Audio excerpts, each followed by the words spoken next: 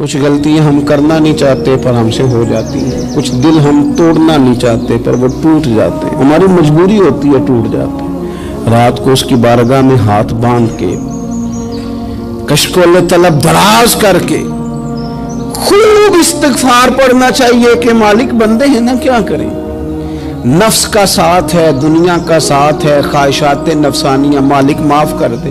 درد سے توبہ، رسم نہ ہو، کہانی نہ ہو، لفظ نہ ہو، جملے نہ ہو، اور جناب ایسے لوگوں کے بیچ بڑے ہاتھ باندھ کے اور بڑا کوئی ضرورت نہیں، آپ اکیلے اپنی چارپائی پہ بستر کے اندر منہ دے کے بھی درد سے کہیں گے نا معاف کر دے تو وہ تو مہربانی بڑا ہے۔ بندہ کوئی ناراض ہو جائے تو ہمیں کوئی نیند آتی، اس کے گھر چلے جاتے ہیں۔ ہم اپنے سارے رشتوں کو، تعلقات کو مینٹین کر کے رکھنے کے عادی ہیں، ہمیں پتہ ہے کہ وہاں میں نہیں جا سکا تو بیٹا بھیجتا ہوں، فلاں شادی پہ میں نہیں جا سکا تو بھتیجا بھیجتا ہوں، بھائی بھیجتا ہوں، ہر تعلق کا ہم نے خیال رکھا کوئی روٹھ نہ جائے۔ لیکن کمال ہے نا، یہ نہیں سوچا کہ اگر رب روٹھ گیا تو جب وہ روٹھ جائے نا تو سارے رشتے بھی بندے کے پاس موجود ہوں تو کوئی کرامت نہیں ہوتا، پھر کروڑوں روپیہ جیب میں ہوں تو ڈاکٹروں کی دوائیاں اثر نہیں کرتی۔ وہ روٹھ جائے تو پھر انسان اس طرح سے پھسلتا ہے کہ بڑے بڑے اس کے پاس دروازے ہوتے ہیں پر کسی جگہ اس کا ہاتھ نہیں لگتا۔ خدا را خیال کرے، دنیا روٹتی ہے تو روٹھ جائے، رب رسول ناراض نہ ہونے پائے، اس کا خیال کریں۔ حضور فرماتے ہیں وہ مسکراتا ہے، اسے خوشی ہوتی ہے جب کوئی اس کا بندہ اس کی طرف رجوع کرتا ہے۔ آپ دیکھیں نا، سارے ڈاکٹروں نے کہہ دیا کہ اس کے تو گردے، معدہ، جگر ہر چیز ختم ہے، گھر لے جاؤ، خدمت کرو، ہر طرف پریشانی ہے۔ وہ بندہ بھی سمجھ گیا ہے کہ آخری وقت آ گیا، کل جاؤں پرسوں جاؤں، تیاری ہو گئی، سب لوگ آ گئے، باہر والے بھی آ گئے، یہ ماحول ایک عجیب رنگ اختیار کر گیا۔ اچانک ایک ڈاکٹر نے آ کے کہا نہیں غلطی لگ گئی تھی۔ مجھے بتائیے انداز کیا ہوتا ہے؟ بغیر دوائی کے بندہ اٹھ کے کھڑا نہیں ہو جاتا، او میں تو بچ گیا ہوں۔ میرے نبی پاک صلی اللہ علیہ وسلم مثال دیتے ہیں، فرمایا ایک آدمی صحرا میں جا رہا، صحابہ سے حضور خطاب کر رہے ہیں، فرمایا ایک آدمی صحرا میں جا رہا تھا، اس نے اپنی اونٹنی پہ کھانا، پانی، پیسے، ہر چیز رکھی ہوئی تھی، صحرا تھا بہت بڑا، درمیان صحرا کے گیا تو تھوڑا سا سستانے کے لیے، آرام کرنے کے لیے اونٹنی سے نیچے اترا۔ اب اس نے اونٹنی کی لگام، اونٹنی کی نکیل اپنے سرہانے کے نیچے رکھی، ہاتھ کے ساتھ پکڑی اور سو گیا۔ تھوڑی ہی دیر کے بعد جب اس کی آنکھ کھلی تو دیکھا اونٹنی غائب ہے۔ صحرا میں وہ پیدل نہ آگے جا سکتا ہے، نہ پیچھے جا سکتا ہے، نہ دائیں نہ بائیں، کھانے کو روٹی نہیں، پینے کو پانی کا قطرہ نہیں، تھوڑا ادھر بھاگا ادھر بھاگا، تھک گیا۔ کریم محبوب فرماتے ہیں وہ پوری طرح نڈھال ہو گیا اور مایوس ہو گیا، معاذ اللہ، مایوس ہو کے دوبارہ اسی جگہ آ کے لیٹ گیا جہاں پہلے لیٹا تھا، انتظار کرنے لگا کہ اب موت ہی آئے گی، آخری وقت ہے، اب نہ میں پیدل یہ صحرا کراس کر سکتا ہوں، نہ پیچھے جا سکتا ہوں، نہ کھانا ہے نہ پانی ہے، سوائے موت کے کوئی سہارا نہیں۔ حضور فرماتے ہیں وہ رستے میں دوبارہ لیٹ گیا، اچانک اس نے رخ بدلا تو اونٹنی سامنے کھڑی تھی۔ حضور نے صحابہ سے پوچھا بتاؤ نا اسے بھلا کتنی کو خوشی ہوگی؟ یا رسول اللہ جی سے نئی زندگی مل گئی ہے۔ نبی پاک صلی اللہ علیہ وسلم فرمانے لگے اس کی اونٹنی مل گئی، بتاؤ بھلا اسے کتنی خوشی ہوگی؟ یا رسول اللہ وہ تو دوبارہ دنیا میں آ گیا۔ حضور فرمانے لگے اسے کچھ بھی خوشی نہیں ہوئی۔ جب کوئی رب کا گناہگار بندہ آ کے توبہ کرتا ہے، رب کو اس سے کئی گنا زیادہ خوشی ہوتی ہے۔ میرا بندہ آ گیا ہے، میرا بندہ آ گیا ہے، میرے گھر آ گیا۔ اس نے آنسو بہائے ہیں، اس نے کہا اللہ میں تیرا ہی ہوں، تیرا ہی رزق کھاتا ہوں، تیری ہی زمین پہ رہتا ہوں، تیرے نام سے میری سانسیں چلتی ہیں۔ وہ آ گیا۔ فرمایا اس اونٹنی والے سے زیادہ رب کو خوشی ہوتی ہے جب گناہگار آ کے توبہ کرتا ہے۔ گناہگاروں کے آنسو اس کی بارگاہ میں بڑے مقبول ہیں، لیکن ہم رسم ادا کرتے ہیں، توبہ نہیں کرتے۔ ہم اپنے آپ کے ساتھ دھوکہ کرتے ہیں، جھوٹ بولتے ہیں۔ ہم نہ گناہگاروں پر بھی فتویٰ دینے میں جلدی کرتے ہیں اور نیکی پر بشارت دینے میں بھی جلدی کرتے ہیں، حالانکہ یہ ہماری ذمہ داری نہیں۔ پتہ نہیں اللہ تعالیٰ کس کو کب توفیق توبہ دے کے اپنے قریب کر لے، لیکن بڑی جلدی ہے، بڑی جلدی فتویٰ دینے میں۔ اور یہ فتویٰ صرف مفتیوں کا نہیں رہ گیا، یہ میری طرح کے، آپ کی طرح کے ڈھیروں لوگ ہیں جنہوں نے جیب میں فتوے ڈالے ہوئے۔ भाई आपने क्यों जिम्मेदारी ले ली है जन्नत में दाखिल करने की और निकालने की, ये तो मेरे रब करीम का करम है, वो जिसको चाहे जब चाहे जितना चाहे अता करे। लेकिन कुछ लोग ना बड़े पक्के हो गए हैं कि शायद जो मैं सोच रहा हूं वही दुरुस्त है। कभी कभी कुछ चीजें अजीब भी होती हैं, लिहाजा खुदा की रहमत पर भरोसा करके बात करनी चाहिए, अपनी मर्जी के फतवे नहीं दागने चाहिए। वो देखो जी फलाना बंदा यूं कर रहा है, आपको पता ही नहीं पूरी बात का, आपको इल्म ही नहीं पूरी बात का। हजरत बाउलक नक्शबंद बुखारी रहमतुल्लाह अलैह फरमाते मैं हज करने गया तो वहां मैंने एक आदमी को करोड़ों का कारोबार करते देखा, तो मेरे दिल में ख्याल है यहां भी अल्लाह अल्लाह करनी चाहिए थी, दुनियादारी कर रहा है। लेकिन फरमाते हैं हज से फारिग हुए तो मैंने देखा वही बंदा सारा कुछ रब की बारगाह में खैरात कर रहा है, और सैकड़ों गरीब हाजी हैं जिनको पूरे पूरे खर्चे दे रहा है। तो मैंने वही अपनी सोच से तौबा की कि मैं कहाँ था। बड़ी जल्दी खड़े ना हो जाएं। हजरत हसन बसरी रहमतुल्लाह ताला अलैह इरशाद फरमाते हैं कि मैं दरिया के किनारे गया तो वहां मैंने एक शख्स को देखा, वो अपनी एक खातून की गोद में सर रख के बैठा और करीब एक बोतल भी पड़ी है। मेरे दिल में माज़ अल्लाह ख्याल आया कि देखो किस अंदाज में एक औरत के साथ ये है, और पास बोतल भी पड़ी है, जाने शराब है। कहते मैं सोच ही रहा था कि अचानक की कश्ती आ रही थी दरिया में, वो हिचको लेखा है, कश्ती में 4-5 लोग थे, वो दरिया में डूबने लगे। वो आदमी तेजी से उठा, दरिया में छलांग लगाई, पहले एक को निकाला, फिर दूसरा निकाला, फिर तीसरा निकाला, एक बंदा रह गया। कहने लगा हुजूर मुझे तो आपने गुनहगार समझा है, मैं तो बड़े गलत अंदाज में यहाँ बैठा हूँ, आपने जो सोचा चलेंगे चौथा बंदा आप निकालना है, करे ना ये काम, करे ना ये काम। बड़े भोले भाले बड़े अल्लाह वाले, रियाज आपको बस हम ही जानते हैं, इतनी जल्दी फतवा। हजरत हसन बसरी फरमाते हैं मैं पशेमान हुआ, मैंने कहा मुझे तैरना नहीं आता, तो देर न कर चौथा डूब न जाए। फिर तो उसने छलांग लगाई, चौथा भी निकाल लाया और कहने लगा हजरत आपने जल्दी की सोचने में, ये बीबी मेरी माँ है और ये सिरके की बोतल है। हम माँ बेटे का ये मशगला है कि ये वो जगह है जहाँ आके लोग मुसाफिर उतरते हैं, और यहाँ से किसी का घर 100 मील है, किसी का 200 मील है। हम सुबह सिरका खजूरें रोटियां लेके यहाँ आते हैं, मुसाफिरों की नौकरी करते हैं, कोई परेशान हो तो मदद करते हैं।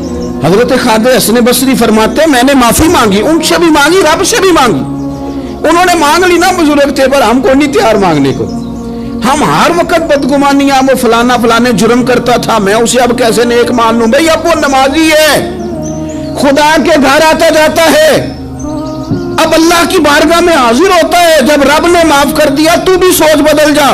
सुने हुजूर क्या फरमाते हैं, नबी पाक साहिब वलाद सल्लल्लाहु ताला अलैहि वसल्लम फरमाते हैं, मुस्नद इमाम अहमद बिन हंबल देखिए, फरमाया रब उस वक्त बड़ा ही मुस्कुराएगा जब कातिल भी जन्नत में जाएगा, मकतूल भी जन्नत में जाएगा। या रसूलल्लाह मकतूल तो गया, ये कातिल कैसे चला गया? हुजूर फरमाते हैं जाएगा, और जाएगा और रब मुस्कुराएगा जो उसकी शान के लायक है। या रसूलल्लाह किस तरह? तो नबी पाक सल्लल्लाहु अलैहि वसल्लम फरमाने लगे इसने एक मोमिन को कत्ल किया था, वो शहीद होकर जन्नत में चला गया। अब अल्लाह ने बाद में इसे तौबा की तौफीक दे दी। पहले इसने कलमा पढ़ा, फिर ये मैदान में उतरा, काफिरों से लड़ा, ये शहीद हुआ, रब ने इसे भी जन्नत दे दी। कातिल भी जन्नत में, मकतूल भी जन्नत में। और बात इतनी अनोखी है कि रब देख के मुस्कुरा रहा है जो उसकी शान के लायक है। हम जल्दी में हैं, हम इंतजार नहीं कर रहे कि शायद तौबा कर जाए, हम इंतजार नहीं कर रहे। लेकिन मेरे अजीज इतनी जल्दी न करें। सोचों का साफ होना, ज़हनों का पाक होना और लोगों के बारे में गुमान का अच्छा होना। आप किसी नफ्सियात के डॉक्टर के पास चले जाएं, उसे कहें टेंशन बढ़ी है, मैं उनके मज़ामीन पढ़ता रहता हूं, वो सबसे पहला सबक आपको ये पढ़ाएंगे कि अच्छा सोचा करें। अच्छा सोचने से बंदा तंदुरुस्त रहता है। किससे बंदा तंदुरुस्त रहता है?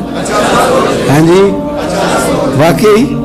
यानी इस वाले पड़ोसी के बारे में भी अच्छा सोचना है घर में, इस वाले के बारे में भी, छोटे भाई के बारे में भी अच्छा सोचना है, और बड़े के बारे में भी अच्छा ही सोचना है।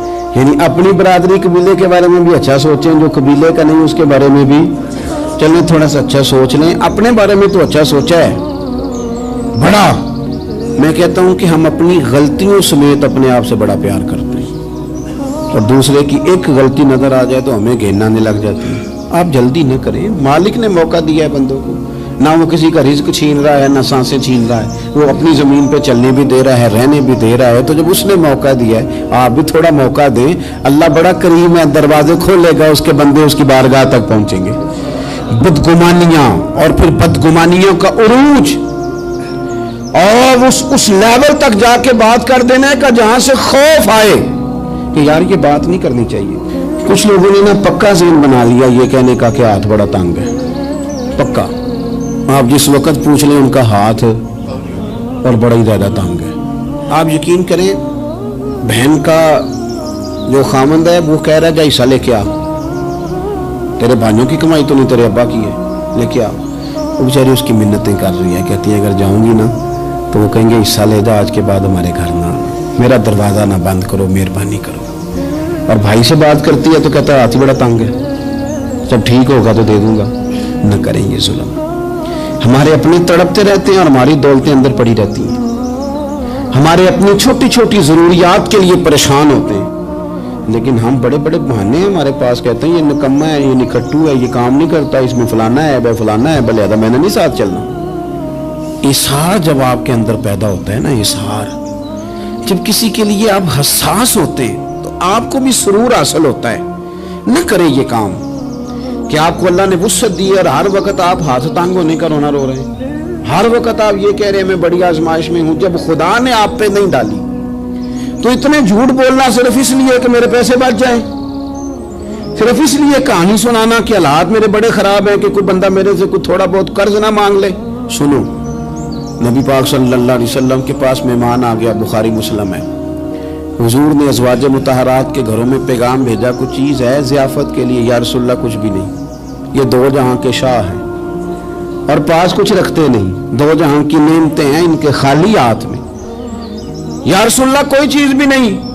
حضور نے صحابہ کے مجمع پہ نظر ڈالی، یا رسول اللہ صلی اللہ علیہ وسلم حکم ہو، تو حضور فرمانے لگے تم میں سے کوئی بندہ ہے جو اسے گھر لے جائے روٹی کھلائے؟ ایک صحابی اٹھے فوراً، حضور میں لے کے جاتا ہوں کھانا کھلاتا ہوں، فرماتے ہیں میرے گھر میں صرف بچوں کا کھانا تھا،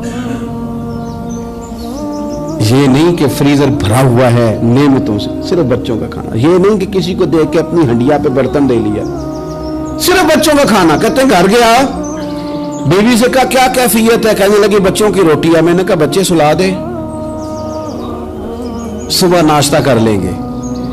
تو کہنے لگی آپ کیا کھائیں گے؟ تو میں نے کہا نہ میں کھاؤں گا نہ تم کھائے گی، مہمان جو نبی پاک کا ہے۔ کہا اچھا، اب ذرا تجویز دیکھو میاں بیوی کی سوجھی آپس میں۔ کہتے ہیں کھانا لگا دینا، کیونکہ ایک آدھ بندے کا کھانا ہے۔ اپنی غربتوں کا ہر جگہ اظہار کرنا، رونا رونا، یہ دیکھو غربت کیسے چھپائی جا رہی۔ اس کو کہا نہیں کہ چل تو تھوڑا رحم کھا، تو آیا ہے تو تھوڑا رحم کھا، یہ نہیں کہا اٹھ کے نا تو کھانا رکھنا اور اٹھ کے نا چراغ ٹھیک کرنے کے بہانے بجھا دینا۔ ہم دنیا والوں کے سامنے کیوں اپنے دکھ بیان کریں؟ ہم جو کہیں گے رب رسول کی بارگاہ میں کہیں گے۔ تو نا چراغ ٹھیک کرنے کے بہانے، اہلیہ اٹھی، کھانا دینے کے بعد چراغ ٹھیک کرنے کے بہانے بجھا دیا۔ خامد بھی ہاتھ چلاتے رہے، بیوی کبھی برتن رکھتی کبھی اٹھاتی، پتہ چلے کہ کھانا کھا رہے ہیں، کھانا کھایا جا رہا ہے۔ کہتے ہیں مہمان پیٹ بھر کے کھانا کھا گیا۔ یہ کام ہوا رات کے اندھیرے میں، اس وقت ہوا جب چراغ بھی بند تھا، اس وقت ہوا جب کوئی دیکھنے والا نہیں تھا، کسی پڑوسی کو بھی خبر نہیں تھی۔ فرماتے ہیں صبح کے اجالے میں اس مہمان کو لے کے مسجد نبوی میں نے قدم رکھا تو نبی کریم نے فرمایا رات جو تم نے کام کیا ہے نا اسے دیکھ کے میرا رب بڑا مسکرایا ہے، اللہ بڑا مسکرایا ہے۔ اللہ تر دامنی پہ شیخ ہماری نہ جائیے، ہم دامن نہ چھوڑ دیں تو فرشتے وضو کریں۔ یہ شان ہے صحابہ کی۔ نبی کریم علیہ السلام نے فرمایا رب رات مسکرایا تیرا یہ انداز دیکھ کے، اور اس نے قرآن نازل کیا وَيُؤْثِرُونَ عَلَىٰ أَنفُسِهِمْ وَلَوْ كَانَ بِهِمْ خَصَاصَةٌ۔ کچھ لوگ وہ ہیں جنہیں بڑی بھی ضرورت ہو تو دوسروں پر اثار کر دیتے ہیں، قربانی دے دیتے ہیں۔ رب مسکرایا ہے، اندر پیسے رکھے ہوئے ہیں، اندر پیسے رکھے ہوئے ہیں، اور بہن آ کے منت کر رہی ہے کہ بھائی حالات بڑے خراب ہیں، थोड़ी सी मेहरबानी कर। तो कहते हैं बहन पर्दा ही है बस। कैसे बताऊं तुझे हालात, तुझे क्या बताऊं काम कितनी मुश्किल से चलता है, ये पर्दा ही है बस। बहरहाल अगर तूने कहा है ना 50,000 तो मैं ज्यादा नहीं, कोई 20 को दे दूंगा तुझे, वो भी खासी नेकी करके, वो भी बता सिखा के। रात अम्मा पे लहदा से शान चढ़ाऊंगा, अब्बा पे लहदा से चढ़ाऊंगा कि तुम्हारी बेटी के साथ ताबन कर रहा हूं, सारे इलाके को वैसे ही बताऊंगा। अब वो गरीबनी बेचारी 20,000 लेके घर गई है, तो सिफारिशें कर रही है कि मेहरबानी करो। मैंने ऐसे भी देखे हैं जो पहले बीवी को पकड़ाते हैं, तू दे, इसलिए कि फिर वजीर आजम तो डंडा निकाल लेगा तो बड़ा मुश्किल हो जाएगा फिर घर में रहना, लिहाजा वो ये तू आगे लग। ये क्या लहजा है आपका, ये तो किसी को भी दे तो छुपा के देने का हुक्म है, किसी को भी दे तो हमें हुक्म ये है कि सीधे हाथ से देना है, उल्टे को खबर। और ये जो बिल्कुल ही अपने हैं उन पर तो पर्दा पोशी आपके लिए वैसे ही जरूरत थी। मेरे अजीज, रब मुस्कुराता है। मेरे नबी पाक अलैहिस्सलाम ने ये आमाल हमें बताए जिन पर अल्लाह मुस्कुराता है, खुश होता है। और बाज लोगों को हुजूर ने नॉमिनेट किया। हज़रत साद बिन मुआज़ रज़ी अल्लाह ताला अन्हु अजीम सहाबी थे। ये वो खूबसूरत सहाबियां जिनके जनाजे को कंधा मेरे नबी पाक ने अता फरमाया, हुजूर ने कंधा अता फरमाया। कमाल हो गई, निर्ख बाजार मोहब्बत का अनोखा ही हो गया, खुद खरीदारों में शामिल आके मौला हो गया। हुजूर ने कंधा दिया। हज़रत साद बिन मुआज़ रज़ी अल्लाह ताला अन्हु का जब जनाजा उठा, उनकी वालदा रो पड़ी, बड़े दर्द से रोई। माँ थी ना, उनकी आवाज़ जब हुजूर तक गई तो नबी पाक ने फरमाया आंसुओं को रोक ले, आवाज़ को कम कर ले, तेरे बेटे की तो जब रूह परवाज हुई है तो रब मुस्कुराया है। जिसके आने पे रब राजी हो, मुस्कुरा दे जो उसकी शान के लायक है। ये तो वो लोग हैं कि जिनके जाने पर ना रब, वो किसी ने कहा था कि मेरे मरने पे हर सू शोर मच जाएगा, देखोगे मेरे मरने पे हर सू शोर, तो पता चल जाएगा जब हम जाएंगे, मेरे मरने पे हर सू शोर मच जाएगा देखोगे, और कहने अलविदा सरकार खुद तशरीफ लाएंगे। और दरवेश कहने लगे बाद मरन दे मुखड़ा मेरा हो जावे जे ताजा, फिर समझ लेना महबूब मेरे ने आन पड़े है जनाजा। और आशिक का जनाजा है, जरा धूम से निकले और महबूब की गलियों से जरा घूम के निकले। फरमाया कि इनके तो जाने पे रब करीम। और हुजूर ने एक दुआ भी दी। हजरत अबू तलहा, हजरत तलहा रदी अल्लाह ताला अन्हु सहाबी थे, उनका विसाल हो गया तो हुजूर ने दुआ भी दी। फरमाया या अल्लाह जब मेरा तलहा है ना तो तू इससे मुस्कुरा के बात करना, ये तुझसे मुस्कुरा के बात करे जो तेरी शान के लायक है। कुरान मजीद में फरमाया इन्नल्लाह बिन्नासी लरऊफुर रहीम, बेशक अल्लाह अपने बंदों पर बड़ा ही मेहरबान और निहायत ही रहम करने वाला, रऊफ और रहीम है, बड़ा मेहरबान है, करम फरमाता है। अल्लाह ताला अपने बंदों से बड़ा जल्द राजी हो जाता है। वो अपने बंदों को बहुत ज्यादा मुशक्कत में नहीं डालता, वो अपने बंदों से अपनी नेमतों का बदला नहीं चाहता, बहुत सख्त मुशक्कत वाली इबादतें नेमतों के बदले नहीं चाहता, वो बड़ी जल्दी रहम फरमाता है। मेरे नबी पाक सल्लल्लाहु ताला अलैहि वसल्लम ने इरशाद फरमाया, बाज़ अहादीस में लफ्ज़ ये है कि अल्लाह अपने बंदों को देख के मुस्कुराता है जो उसकी शान के लायक है। जिस तरतीब से हम मुस्कुराते हैं, जिस तरतीब से हम रोते हैं, जिस तरतीब से हम किसी बात का इज़हार तशक्कुर करते हैं, खुदा इन बातों से पाक है। अब बहुत सारी हदीसों में आया कि वो मुस्कुराता है, तो क्या मतलब है मुस्कुराने का? तो उलमा तफसीर ने लिखा है मुस्कुराने का मतलब ये है कि वो बड़ा ही राजी होता है अपने बंदे से, बड़ा राजी होता है, ये मतलब। एक तो मुस्कुराने का मतलब ये है कि वो बड़ा राजी हो गया, बड़ा राजी हो गया, वो मुस्कुरा दिया अपने बंदे पे।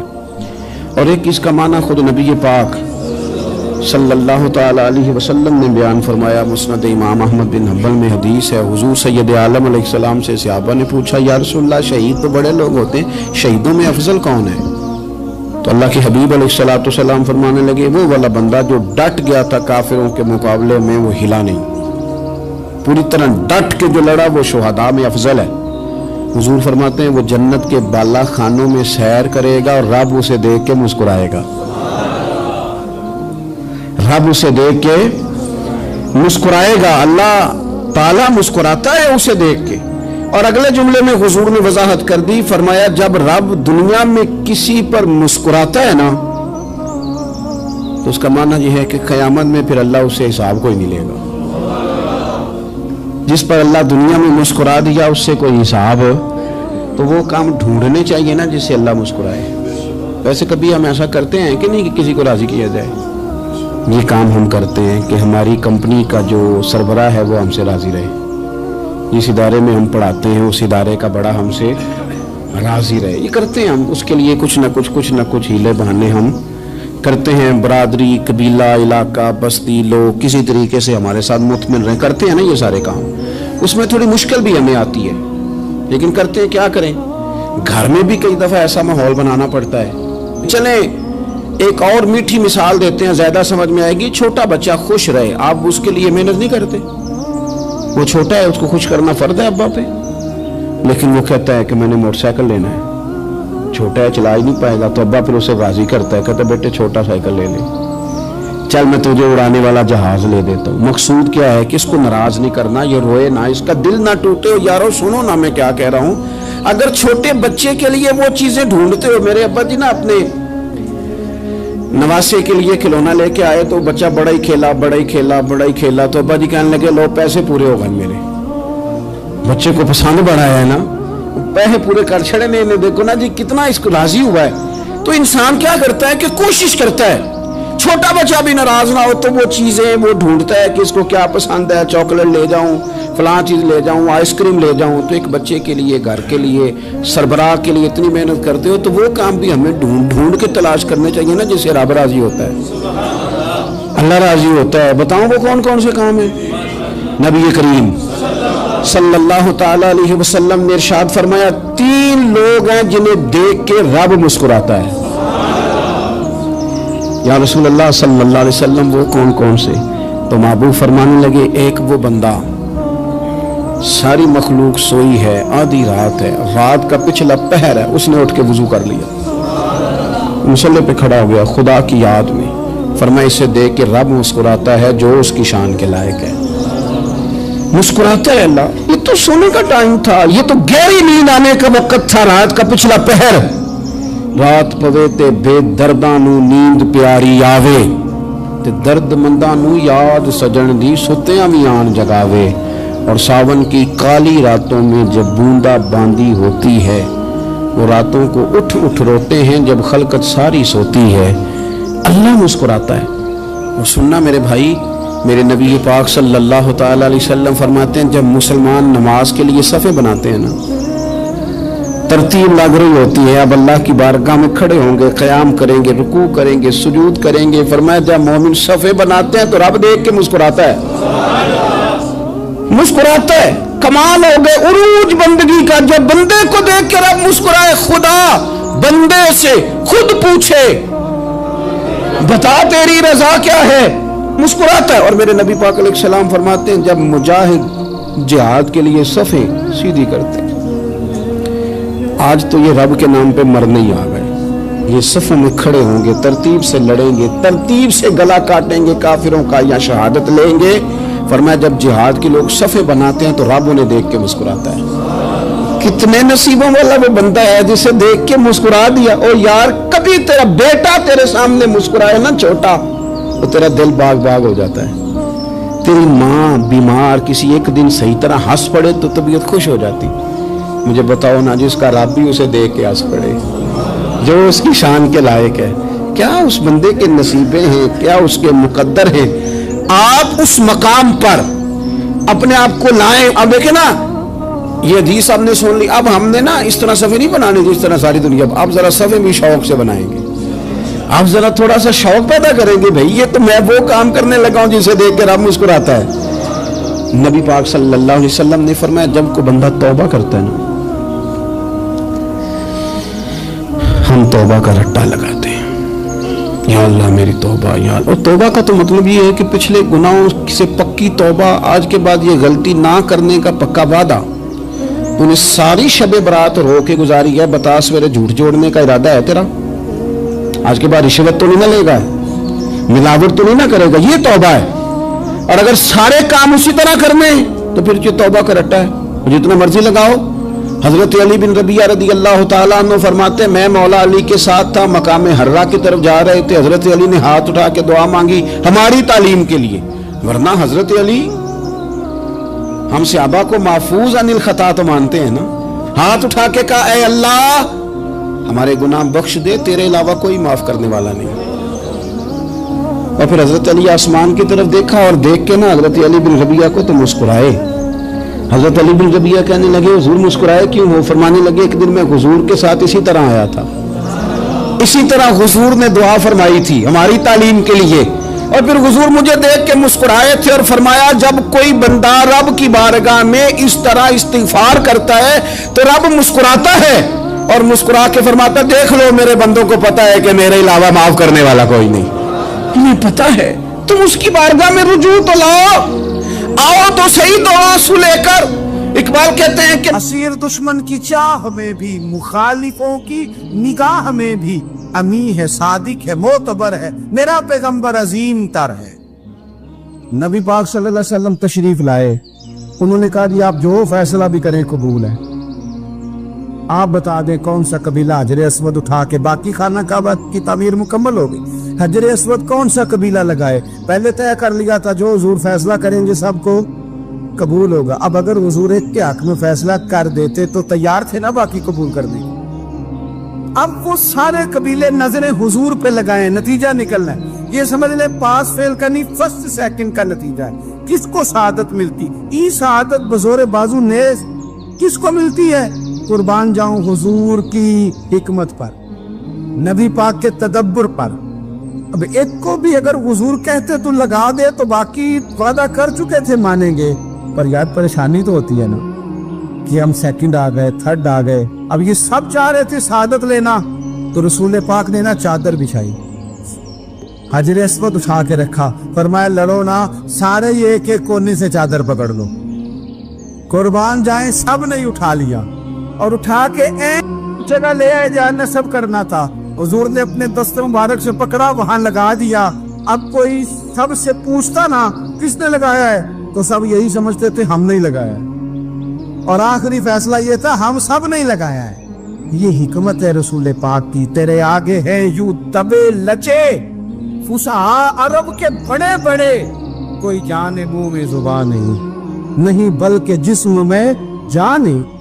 نبی پاک علیہ السلام نے فرمایا جو نماز تم اپنے گھر کے اندر پڑھو گے ایک نماز کا اللہ تمہیں ثواب دے گا, جماعت کے ساتھ پڑھو گے تو 27 نمازوں کا ثواب. لیکن فرمایا وہی نماز اگر تم میری مسجد نبوی میں آ کے پڑھو گے تو اللہ 50,000 نمازوں کا ثواب عطا کرے گا, 50,000 نمازوں کا. اور مدینے والے حبیب فرمانے لگے وہی نماز اگر تم نے بیت اللہ میں آ کے پڑھی تو نماز ایک ہوگی, لیکن رب تمہیں 1,00,000 نماز کا ثواب عطا فرمائے.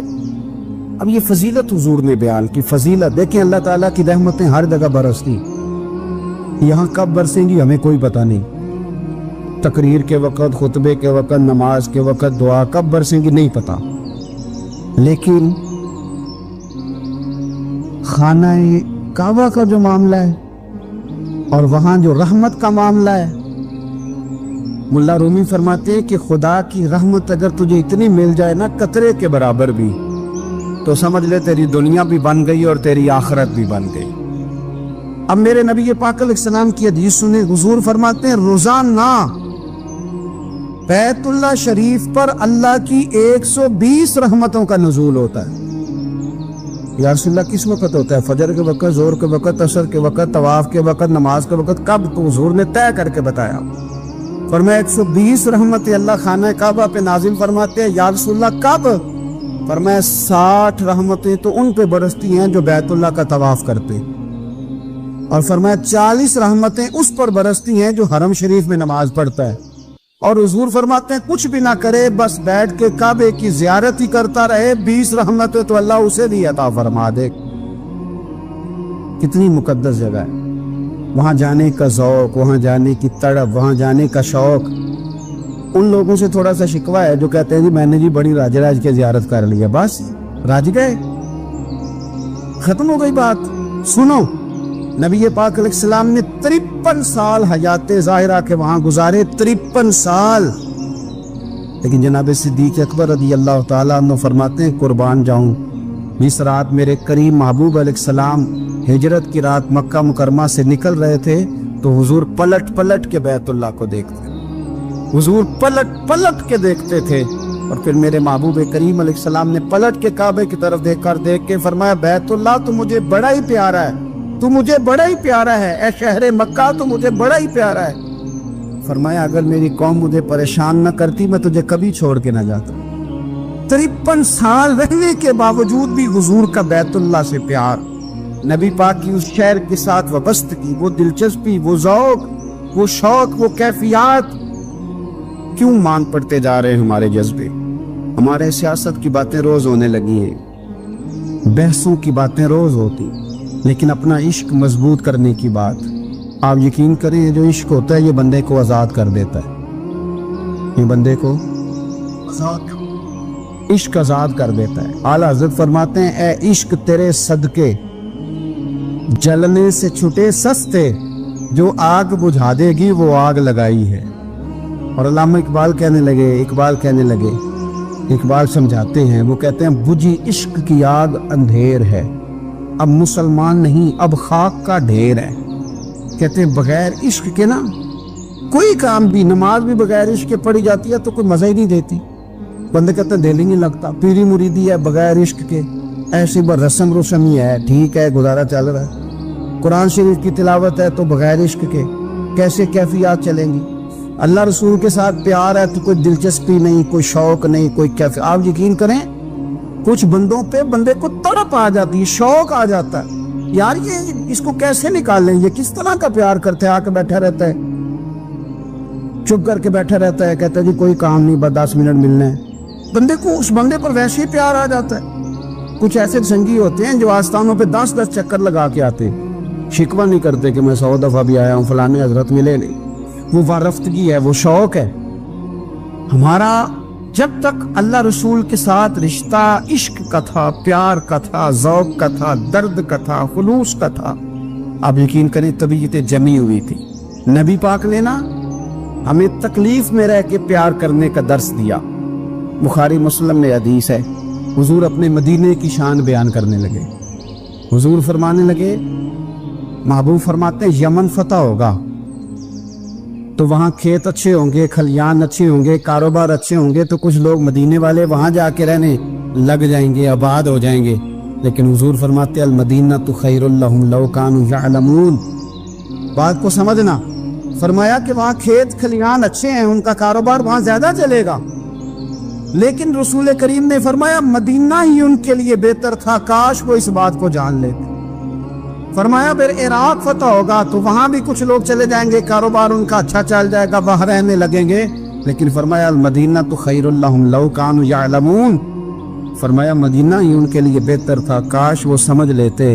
اور میرے نبی پاک علیہ السلام نے فرمایا جو مدینے میں ڈٹے رہیں گے اور مدینے کی تکلیفوں پر صبر کریں گے، اذیتوں پر صبر کریں گے، فرمایا اگر وہ گناہگار ہوں گے مدینے میں رہنے والے تو میں قیامت میں ان کی سفارش کروں گا، اور اگر نیکوکار ہوں گے تو میں اللہ کی بارگاہ میں ان کی نیکیوں پر گواہ بن جاؤں گا، گویا میں ان کے ساتھ رہوں گا۔ مدینے کے ساتھ نبی پاک کی جو محبت ہے، حضور کا جو پیار ہے، جس رات میرے نبی پاک صلی اللہ علیہ وسلم مکہ مکرمہ سے نکل رہے تھے نا مدینہ طیبہ جانے کے لیے، تو حضور نے دعا فرمائی، کہا اے اللہ تو نے مجھے اس شہر سے نکالا جو مجھے بڑا ہی پیارا تھا، اے اللہ یہاں بڑی یادیں تھیں، بڑا پیار تھا، تو نے وہاں سے نکالا جو مجھے بڑا پیارا تھا، اے اللہ اب تو مجھے اس شہر میں داخل فرما جو تجھے بڑا پیارا ہے، وہاں داخل فرما جو تجھے بڑا پیارا ہے۔ مدینہ طیبہ کے لیے نبی پاک نے دعا فرمائی، کہا اے اللہ تیرے نبی ابراہیم علیہ السلام نے مکے کے لیے دعا کی تھی، میں مدینے کے لیے دعا کر، اللہ مدینے میں دگنی برکت عطا فرما۔ اللہ کے محبوب علیہ السلام کی خاص دلچسپیاں مدینہ طیبہ کے ساتھ، مدینے والوں نے نہ حکمرانی نہیں کی، تو حضور نے پہلے کہہ دیا تھا خلیفہ قریش میں سے ہوگا، لیکن حکمرانی نہیں کی، غلامی کی۔ مدینے والوں نے نبی پاک کے دروازے کی گدائی کی، مدینے والے ہر میدان میں حضور کے سامنے کھڑے ہوئے دشمن کے مقابلے میں، مدینے والوں نے پیار کیا، اس لیے میرے نبی پاک علیہ الصلوۃ والسلام نے فرمایا اگر لوگوں کے دو گروہ ہو گئے، دو لائنوں میں لوگ چلنے لگے، ایک لائن ادھر چل رہی ہے ایک ادھر چل رہی ہے، تو حضور فرماتے ہیں میں تو اس لائن میں چلوں گا، اس قطار میں چلوں گا جس میں مدینے کے لوگ چل رہے ہوں۔ انصار مدینہ کے ساتھ حضور کا پیار، اس شہر کے ساتھ حضور کی دلچسپیاں، پیار دیکھیں نا، بندہ جب اپنے گھر واپس لوٹ کے آتا ہے تو شوق ہوتا ہے ذرا جلدی سے نا گھر پہنچ جاؤں، ذرا تھوڑا جلدی چلا جاؤں۔ کئی سفر سے آئے، صحابہ فرماتے ہیں کہ جب نبی پاک کسی جنگ سے، جہاد سے، سفر سے لوٹتے، مدینے کی عمارتیں نظر آتی تو گھوڑا تیز کر لیتے، اپنے اندر نا یہ ذوق پیدا کریں، یہ پیار پیدا کریں۔ آپ یقین کریں کوئی ٹھنڈے ٹھنڈے مسلمان، وہ کوئی کیفیت نہیں، صبح سے شام تک میں دوستوں سے کہا کرتا ہوں الحمدللہ کبھی ایک آیت پڑھ لینا قرآن پاک کی ترجمہ و تفسیر کے ساتھ تو سارا دن وہ گھومتی رہتی ہے دماغ میں، رات کو اس کا ذائقہ رہتا ہے روح میں۔ تو جب میں اور آپ سارا دن پڑھیں، سیاست کریں، سیاست سنائیں، کہانیاں کریں، غیبتیں، پھر دماغ میں الٹے سیدھے خیالات ہی آنے، تو اگر صبح اٹھتے ہی سب سے پہلے مدینے والے کی ایک نعت سنی جائے اور شام کو سوتے وقت بھی ایک نعت سنی جائے، ایک نعت نعمتیں بانٹتا جس سمت وہ ذیشان گیا، اس طرف منشی رحمت کا قلم دان گیا، تجھے جانا تجھے مانا نہ رکھا غیر سے کام، للہ الحمد میں دنیا سے مسلمان گیا۔ تو اگر یہ ذوق بنا لیا جائے تو انشاءاللہ رات کو بھی آپ کو نا مدینہ ہی نظر آئے گا، انشاءاللہ خواب میں بھی آپ ٹکٹنگ کرا رہے ہوں، آپ ویزا ہی لگوا رہے ہوں گے، لیکن شرط یہ ہے کہ وہ کیفیت ہو، وہ پریم ہو، وہ پیار ہو۔ مدینے والوں نے بڑی غلامی کی، کبھی کوئی شکوہ نہیں کیا، ویسے کبھی کبھی اللہ موقع بناتا تھا، کبھی کبھی نا مدینہ شریف میں ایسے ہوتا تھا کبھی کبھار۔ ایک دفعہ نا جب کچھ علاقے فتح ہوئے تو بڑا مال آیا فتح مکہ کے بعد، تو بخاری مسلم میں حدیث ہے، اسلام کے اندر یہ ہوتا ہے کہ جو نیا کلمہ پڑھتا تھا اسے مال غنیمت میں سے زیادہ حصہ دیا جاتا تھا، اس کو کہتے ہیں مؤلفۃ القلوب، تالیف قلب کے لیے۔ تو چونکہ یہ قانون تھا تو نبی پاک صلی اللہ علیہ وسلم نے نا مکے والوں کو ذرا مال تھوڑا زیادہ دیا۔ مدینے میں سے ایک آدھ نوجوان نے کہا کہ حضور نا آپ اپنے رشتہ داروں کی طرف توجہ زیادہ کرنے لگے، یہ بھی محبت کی جنگ ہوتی ہے نا، قربان جائیں۔ حضور سید عالم علیہ السلام تک بات پہنچی اور اسی طرح پہنچی کہ ایک نوجوان نے، ایک آدھ نوجوان نے بات کی ہے۔ نبی پاک علیہ السلام نے ترکی خیمہ لگوایا، فرمایا مکے والا کوئی نہ آئے، صرف مدینے والے آئیں۔ سارے حضور کے سامنے بیٹھ گئے، ذرا منظر دیکھنا، حضرت ابو ایوب انصاری رضی اللہ تعالیٰ عنہ سے لے کر سارے انصار۔ حضور نے فرمایا بھی میں نے سنا ہے تم میں سے کچھ نے کہا ہے کہ حضور اپنے رشتہ داروں کو زیادہ دینے لگے۔ رو پڑے مدینے والے، یا رسول اللہ وہ تو ایک نوجوان نے غلطی، فرمایا نہیں تم کہہ سکتے ہو کہ یا رسول اللہ صلی اللہ علیہ وسلم مکے والوں نے تو آپ کو تکلیف دی تھی، ہم نے آپ کو ٹھہرایا، تم کہہ سکتے ہو چونکہ تم نے ٹھہرایا تھا۔ مدینے والے رونے لگے کہ یا رسول اللہ ہم کون ہوتے ہیں ٹھہرانے والے، وہ تو آپ آئے، اللہ نے مدینے کو شانیں عطا کر دی۔ میرے محبوب نے فرمایا تم کہو نا کہ یا رسول اللہ مکے والے تو بدر میں تلواریں لے کے آ گئے تھے، ہم تھے جنہوں نے سینے پیش کیے تھے۔ وہ رو رہے ہیں، نہیں حضور ایسا تو نہیں ہے، وہ تو آپ نے مہربانی کی تو بدر میں ہم میں سے کچھ شہید ہو گئے، کچھ غازی بن گئے کی برکت سے۔ حضور نے فرمایا تم کہو کہ احد کے میدان میں انہوں نے پتھر مارے تھے، ہم نے سینہ پیش کیا تھا۔ حضور بھی رونے لگے، مدینے والے بھی رونے لگے۔ نبی کریم نے فرمایا تم کہو کہ جانے ہم نے قربان کی، تم کہو کہ حضور قربانیاں ہم نے دی، کہہ سکتے ہو تم نے دی ہیں، مانا حق بنتا ہے کہو۔ اور جب رو رو کے بے حال ہو گئے تو سرکار بھی روئے، کھل کے روئے، پھر آنسو پونچھے اور کریم رسول فرمانے لگے او بھولے مدینے والو، کیا تم یہ نہیں پسند کرتے کہ لوگ جب اپنے گھروں میں جائیں تو بھیڑ بکریاں لے کے جائیں، اور جب مدینے والے اپنے گھر جائیں تو اللہ کے رسول کو ساتھ لے کے جائیں؟ تم یہ نہیں پسند کرتے کہ تمہارے ساتھ میں جاؤں؟ یہ نہیں تمہارا شوق؟ دیکھو کسی کے حصے میں کچھ آیا، کسی کے حصے میں کچھ آیا، کسی کے حصے میں کچھ آیا۔ مدینے والے وہ لوگ ہیں جن کے حصے میں اللہ کا پیارا حبیب آیا، تمہیں رسول کریم ملے، تم کتنے خوش بخت ہو، کتنے خوش نصیب ہو۔ تمہیں نبی پاک کا ساتھ ملا، حضور ہے، یہ ہے ارض جنت، یہ طیبہ کی زمین ہے، جنت بھی یہیں اور مال کے جنت بھی